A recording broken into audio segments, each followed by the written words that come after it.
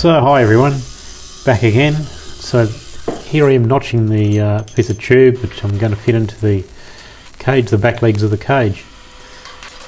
So I'm welding it in. This video is sped up by 6 times, so if the welding looks a bit spotty, it's because it's the speed of the recording. Sped up. So the back stays putting in. I've got the rear legs, both rear legs into it. Now I'm getting the diagonals with the diagonals back bar coming into it. I've already welded in a little plate on top of the wheel well. So other side there now. It all takes time, checking where you've been, getting into the welder. As you see, I'm holding the little fluoro light there, and I've tried lots of ways to light the weld as you're doing it, light the job. Having the little battery fluoro LED thing is about the best I've found. Works pretty well, and yeah, getting the bottom on the passenger side finished off, and likewise up the top, getting around it. Getting in and out of these things is it's harder and harder the older you get, but I suppose it keeps you a bit flexible. Cutting a piece of tube here, I can't remember why I included that, but I suppose I got that bit and used the next bit for something. Anyway, so this is just making up the gussets between the A pillars in the front and into the gussets, the roll front legs of the roll cage into the A pillars. So what I do is I cut a piece. I suppose I could get this plasma cut or laser cut, but I'll just do everything in the house, and means I don't have to pay money out to do it. I do it in house. So I set up on the mill and just run the cutter through it. In this case, it's a hole saw, same sort of hole saws as I use on the roll cage tubing. Can't remember the actual size. I think it might be 25mm, not sure. Anyway, get them drilled through, and once they're done, get it off, clean it up a bit, and then we go over to the press. And this is doing a swage into the hole. The idea of this is it actually gives the piece a lot of strength. It takes weight out of it, obviously, by removing the material that would be the holes.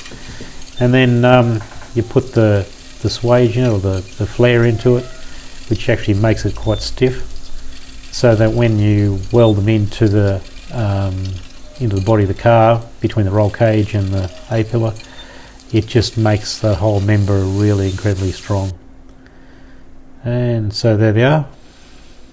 There they are, all nice and shiny. So ready to go in. I think here I move on to another part of the cage from here. And yeah, so the cage is sort of in position. As you saw, the first welds, I was welding those back stays in, and I hadn't finished off the feet, so I thought I'd get in and do that. They've been tacked in, so they were in the right position, so it works pretty well.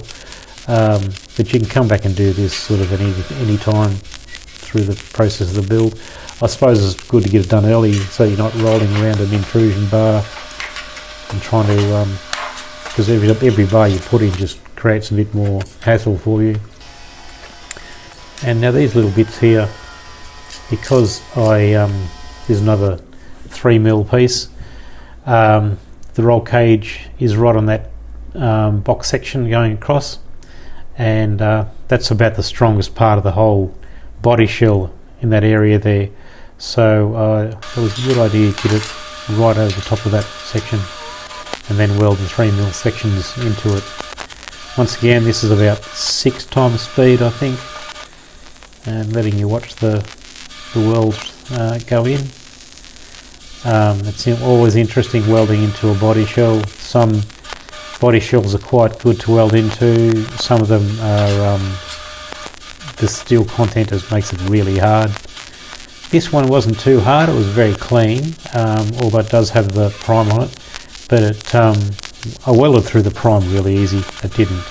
Wasn't really a problem at all.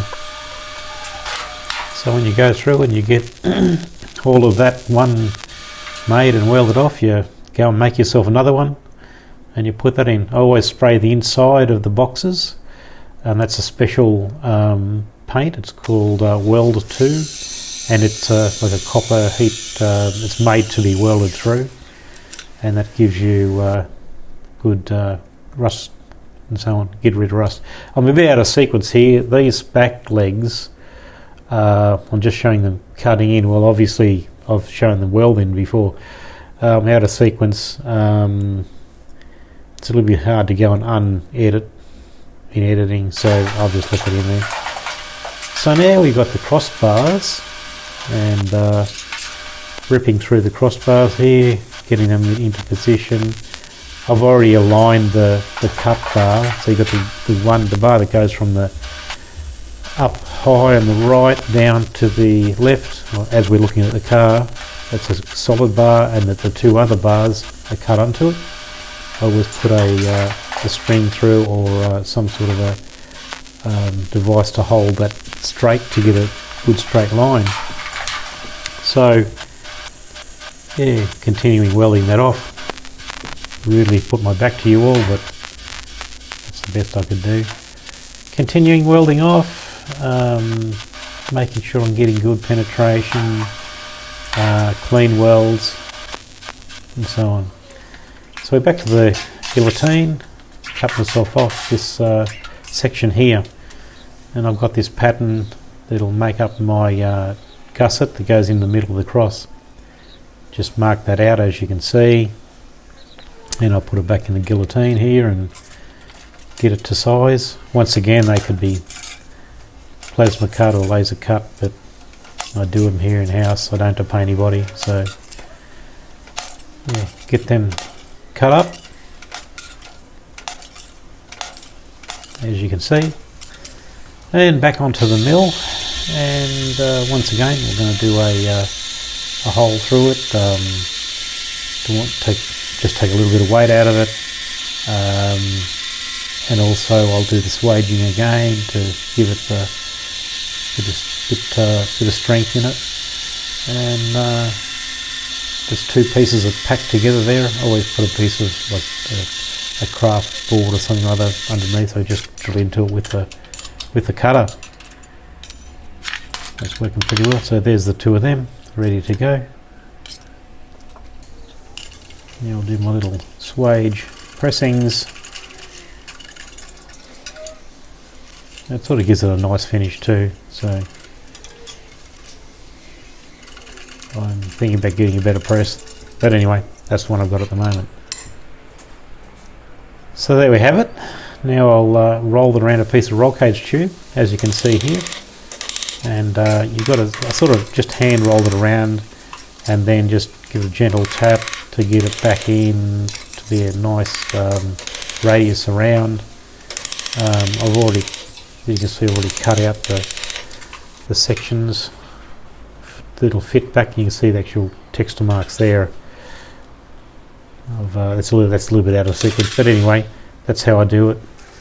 Once again, paint the inside again with Weld 2, and I'll paint the pipe, the tube, and then we'll fit that up in there. Spot it in, get the clamps on it, get it all spotted in wherever you can. Drag myself into the back again, just for fun. Not really got to get that welded. And yep, spot it in and weld it off. Once again, I've sped all this up just to try and take a bit of boredom out of it. And the section that's in there is thinner than the tube, so it's always a little bit interesting welding the tube section into the other lighter gauge section, but it always looks nice. And there we have my A-pillars section's welded in, and there's the gussets in the crossbars.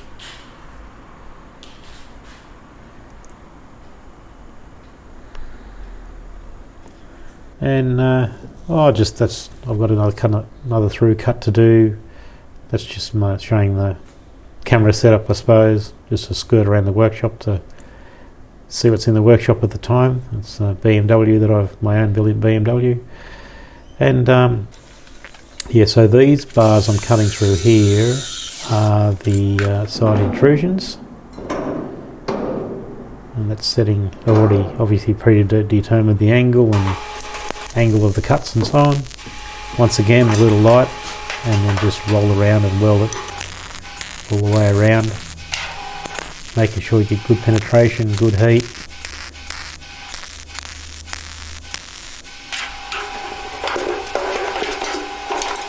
And it's always fun. Sometimes you have to get into, I've often used a mirror to weld sections that I can't see properly.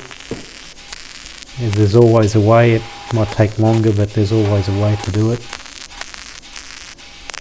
In this car, the customer wanted the intrusions to be as low as possible, so I've gone through to the lowest legal height.